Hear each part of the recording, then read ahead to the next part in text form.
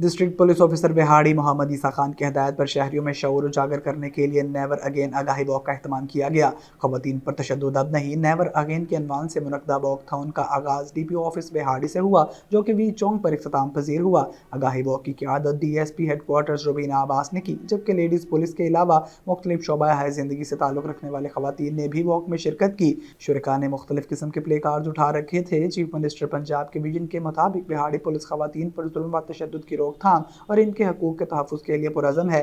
خواتین کے تحفظ اور مسائل کے لیے ضلعی سطح پر اینٹی وومن ہراسمنٹ سیل اور تحفظ مرکز قائم ہیں۔ اس کے علاوہ تھانہ کی سطح پر وومن ہیلپ ڈیسک کام کر رہے ہیں۔ خواتین کو کبھی بھی کسی بھی وقت کوئی مسئلہ درپیش ہو، کوئی جان کا خطرہ ہو تو وہ اس کو فوری طور پر رپورٹ کریں تاکہ آپ کو بروقت انصاف فراہم کیا جا سکے۔ وزیر اعلیٰ پنجاب کے ویژن کے مطابق خواتین کا تحفظ اور صنفی جرائم کا خاتمہ بہاڑی پولیس کی اولین ترجیح ہے۔ خواتین کے خلاف جرائم میں ملوث ملزمان کو مقدمہ کے اندراج کے بعد قانون کے کٹہرے میں لایا جائے گا۔